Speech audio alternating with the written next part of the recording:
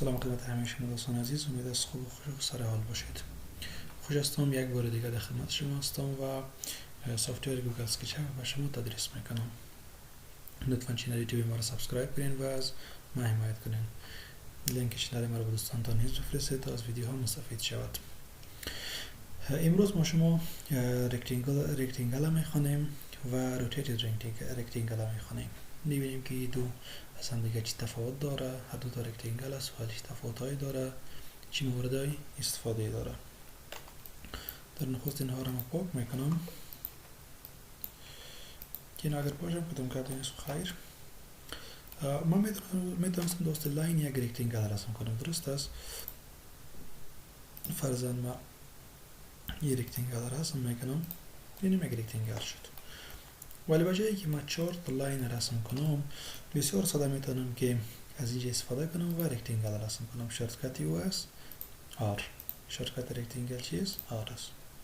زمانی که من R فشار میتم ببینم به رکتینگل تبدیل میشه. حال در پایین قسمت پایین اینجا گفته که شما کنترل فشار بتین سنتر رو سلکت کنین. یعنی میتونم من از سنتر شروع کنم رکتینگل خود. ببینین خود جای امی پنسل یا قلم کس هم تغییر میخوره، به سنتر آمد. پس میتونم از اینجا من از سنتر رو استفاده کنم. تکمه چپ ماوس گرفته و میتونم که رکتینگل خود رسم کنم.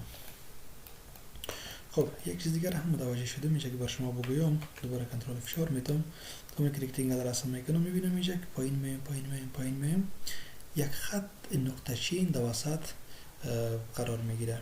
این نشان دهنده چی است؟ این نشان دهنده گلدن ریشیو است. گلدن ریشیو یعنی ای که طول و عرضی متناسب است و بسیار معقول معلوم میشه. مثلا ارکیتکچر گلدن ریشیو را میخونن و حتما انشالله میفهمن که گلدن ریشیو چی است. یعنی متناسب است، فعلا متناسب است. دوباره ایره میتونم که من یک رکتینگل رسم کنم. دوباره هم مثل که قبلا خوانده بودیم با تکمه ای میتونم که ایریس فعال بسازم ایریس را و اینها را پاک کنم. خب زمان که دوباره ما آر فشار بتم رکتینگل ترسیم میشه. اینجا دایمنشنز بیشتر لاین رسم میکردم میگفت لینت بده. حالا زمانی که من میخوای رکتینگل رسم کنم این ابعاد نشان میده. میگه ابعادی رو شما واضح بسازین. اگر ما بگویم که 6 فوت یک کامه بتم در 4 فوت و ایره انتر کنم، یک رکتینگل 6x4 برای ما رسم شد. درست است؟ زمانی که ما ایره اندازه میگیرم ببینید 6 فوت و 4 فوت درست شد. دوباره اینها را هم پاک میکنم و میایم بالای کماند بعدی که روتیتد رکتینگل است. روتیتد رکتینگل با رکتینگل چی فرق داره؟ این رکتینگل فقط ما روی سطح میتونم که رسم کنم، در فضا نمیتونم که از رکتینگل استفاده کنم و رکتینگل رسم کنم. بسیار مشکل خواهد بود که جایی که من خواسته باشم یا با زاویه‌ای که من خواسته باشم میره بچرخونم. با زاویه نمیچرخه، فقط روی سطح رسم میشه یا با صورت افقی یا با صورت عمودی رسم میشه. ولی روتیتد رکتینگل فرق میکنه. طوری که از نامی پیداست میتونم میره روتیت یا دور بده.